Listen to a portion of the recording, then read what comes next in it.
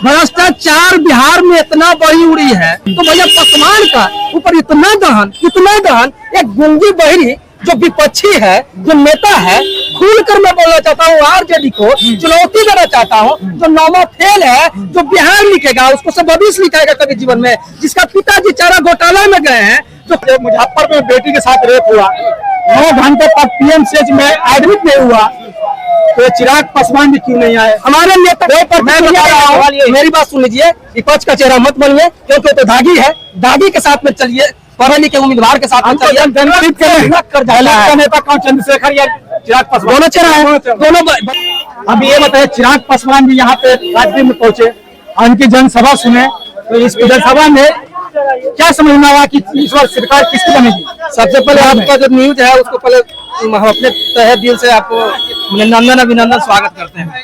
आप पूछिए क्या पूछना चाहते हैं? और है चिराग पासवान जी, यहाँ पे आप भाषण दिए राज्य में, तो इनसे क्या प्रभावित पड़ा बिहार के युवा के? अभी इलेक्शन आने के जितने का सरकार बनने के बाद हमारे बिहार के लिए क्या काम करेंगे? क्या हमारे नेता बिहार फर्स्ट, बिहारी फर्स्ट का विजन लेकर आए हैं। इस विजन में सभी कौम, सभी समाज का नेता है और सभी जात के लिए आए हैं। वो बोले हैं कि मैं बिहार से चुनाव लड़ूंगा, लेकिन बिहार के लिए चुनाव लड़ूंगा। तो मेरे नेता में कभी भी जात पात का राजनीति नहीं किया है। हमारे पूर्व नेता जो हमारे गार्जियन दूसरा अम्बेडकर स्वर्गीय रामविलास पासवान, जो वो कभी मौसम विज्ञान के नाम से जाने जाते हैं, वो कभी जात पात की राजनीति नहीं किए। तो हमारे नेता भी उसी बताइए, अभी यहाँ पे जो जनसभा की है, ठीक, तो जनसभा में क्या क्या ऐसे बताएं विशेषताएं कि जो हमारी सरकार बनती तो हम बिहार की जनता को हम ये देंगे? देखिए, यहाँ पर बात बताया गया है जिस प्रकार से, सबसे पहले भ्रष्टाचार पर आप आइए, ठीक है, बाकी बाद में भैया पर बोलेंगे हम। भ्रष्टाचार बिहार में इतना बड़ी उड़ी है, इतना बड़ी हुई है कि ज्यादातर पसमानों की हत्या, पसमानों की बलात्कार, पसमानों के नीति जहां तक सताया जाता है सिर्फ और सिर्फ पसमानों का। तो भैया पासवान का ऊपर इतना दहन एक गूंगी बहरी जो विपक्षी है, जो नेता है, खुलकर मैं बोलना चाहता हूँ आरजेडी को चुनौती देना चाहता हूँ। जो नौवा फेल है, जो बिहार लिखेगा उसको सब भविष्य लिखाएगा कभी जीवन में, जिसका पिताजी चारा घोटाला में गए हैं, जो कई साल मरते दम तक उनका भी ऊपर केस चल रहा है, वो हम लोग को बचाएगा। और मैं बता देता हूँ कि हमारे नेता का विजन जो है बिहार फर्स्ट, बिहारी फर्स्ट का विजन है।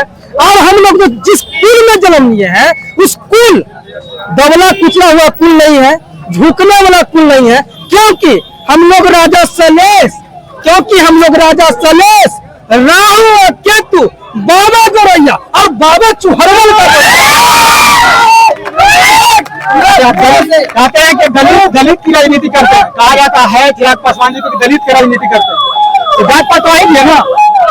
देखिए, दलित का राजनीति नहीं करते हैं, ये सभी समाज का राजनीति करते हैं। बिहार में रिकॉर्ड उठाकर आप देख लीजिए, एक पंचायत का मुखिया कहीं दुर्घटना होती है तो अपना फोन उठाने से कतराती है, लेकिन हमारे नेता जो एक भारत का एक रत्न बन के रह चुके हैं, बिहार में पूरी भारत का एक पहला लीडर है, जो हर जात, हर कौम, हर समाज लोग बुलाने देखने उनका भाषण सुनेंगे।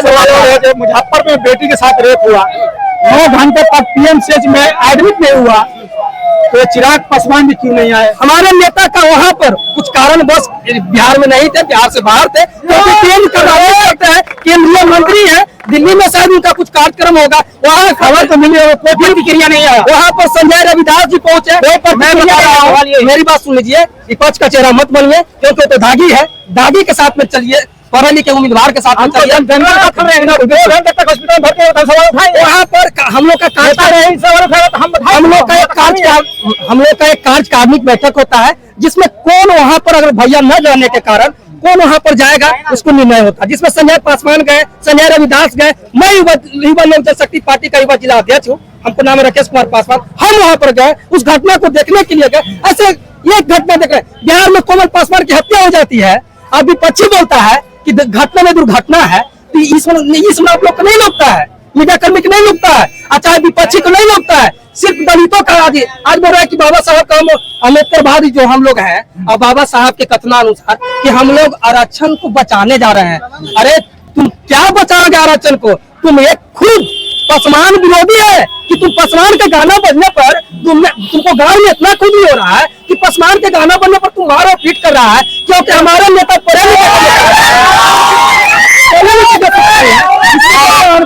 और जाहिर का हम लोग सिपाही है। हम गर्व से कहते हैं कि मैं उसका सिपाही हूँ, एक पढ़े लिखे का चेहरा है और चेहरा का मैं सिपाही हूँ। बीजेपी के नेता बोले लोकसभा जब चुनाव हुआ तो 400 पार कर दो संविधान खत्म कर देंगे, फिर उसी पार्टी से गठबंधन करने की क्या मजबूरी पड़ गई चिराग पासवान जी को?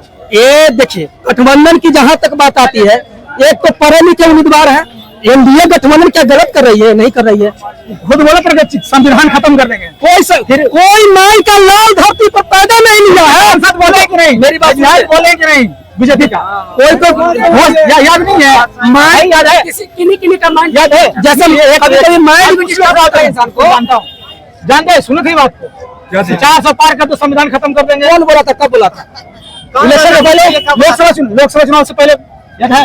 शायद उस समय उनको याद नहीं होगा, मानसिक संतुलन खो दिए होंगे। और देखिए, मैं अपने नेता आदरणीय राष्ट्रीय अध्यक्ष मैं ये भी मांग करना चाहता हूँ, बिहार का तमाम पसमान समाज जो बाबा चौरमल का वंशज है, मैं स्पेशली इसमें बोल रहा हूँ, बाबा चौरमल का जो वंशज है, मैं अपने बड़े भैया आदरणीय श्री चिराग पासवान से ये भी मांग करना चाहता हूँ कि हमारे जो भी पूर्वज है अंग्रेज के जमाने से लड़ाई लड़ने का काम किया, तो हम लोग को पसमान रेजिमेंट का मांग है भैया कि हम लोग का भी एक पसमान रेजिमेंट होना चाहिए। जिस तरह से आई रेजिमेंट का मांग है, उसी तरह से हम लोग को भी चिराग भैया से मांग है कि पसमान रेजिमेंट होना चाहिए। पसमान रक्षा करने का काम, देखिए बताइए, पसमान शब्द रक्षा करने का काम किया है, सरकार बना रहे हैं आप यहाँ भीड़ का इकट्ठा होने आते हैं, चिराग भैया सरकार बनाना चाहते हैं, चिराग भैया सरकार बनाना चाहते हैं जी। क्या लगता है? पूरा उम्मीद है, पूरा उम्मीद है कि चिराग भैया बनेंगे। पूरा तय है। नीतीश कुमार क्या करेंगे? ये भी कब बोलेगा जी? एनडीए गठबंधन में है, सब मजबूत सिपाही है, हम लोग एनडीए गठबंधन में है, किसी को ऐसा बात नहीं, हम लोग का मजबूत वो भी सिपाही है, लेकिन फर्क इतना है कि चाचा कभी कभी पहले विपक्ष में गाली चाचा कभी कभी डरना जाते हैं, सीएम नीतीश जी के पहले गाली देते थे, नुक्स निकालते थे, और जब सरकार में गठबंधन बन जाते उनके तारीफ करने लगते हैं। क्या चाचा कभी कभी डरना जाते हैं। देखना, सरकार में गठबंधन बनने के बाद क्या मजबूरी पड़ी है? सवाल ऐसा मजबूरी नहीं है, जनता को देखते हुए बिहार की नागरिक को हम लोग बढ़ रहे हैं, बिहार के बारे में सोच रहे हैं। हमारा नेता बिहार के बारे में बात को काटते, सवालों को काटते नजर आए। बिल्कुल बिल्कुल नहीं, हम लोग सभी समाज के नेता हैं, हमारे नेता हर जात का नेता है। लगता है कि भैया हम ऐसा नेताओं को क्या कहेंगे? देखिए, हम लोग एनडीए गठबंधन का जो सिपाही है, बिहार की जनता कंफ्यूज है। हम चिराग इसको वोट देते हैं, चिराग पासवान का सिपाही और स्वर्गीय दूसरा अम्बेडकर स्वर्गीय रामविलास पासवान का सिपाही कभी भी माने अपना मुख से गाली शब्द का तो उपयोग नहीं करता कभी भी, क्योंकि हम लोग शिक्षित का सवाल करना क्यों भूल जाते जब गठबंधन? एक चीज मैं यहाँ बता देना चाहता हूँ, बिहार का तमाम जातियाँ, बिहार का तमाम धर्म और बिहार का तमाम जातियाँ पसमान सभी समाज को रक्षा करने का काम किया है। अगर पसमान नहीं रहता तो इतना तमाम जातियां हैं, किसी को बहू और बेटी का इज्जत तक नहीं बता। मेरी बात सुनिए, आप गांव में रहते होंगे या शहर में रहते होंगे, गांव में बाबा गौरैया का एक मंदिर होता है हर गांव में, लेकिन अगर चोर भी जाता है, डकैत भी जाता है, इंसान भी जाता है, जादव हो, बुनियार हो, राजपूत हो, परी हो, कुर्मी हो, सब बाबा गौरैया का दलित का नेता कौन? चंद्रशेखर या चिराग पासवान? दोनों चेहरा है, दोनों बड़े भाई छोटे भाई हैं, हम उनको भी सम्मान करते हैं। बड़े भाई वहाँ डाल रहे हैं, बाहर बड़े भाई यूपी में डालेंगे, हम लोग बिहार में डालेंगे। जो यूपी का जो पसी है, जो पसमान है, हम लोग यहाँ पसमान है, दोनों अगर मिल जाए तो खाली करते हैं। और अभी रैली खत्म नहीं हुआ है और लोगों से जानने की कोशिश करेंगे क्या सवालों से कुछ लोग भागते भी नजर आए, या पहले गाली देते हैं, विपक्ष में रहते हैं तो सरकार से जो गठबंधन होता है उनके तारीफ करने लगते हैं। तो नेता लोगों से ये बिहार की जनता कंफ्यूज रहता है कि वोट किसी और को देता, गठबंधन किसी और से।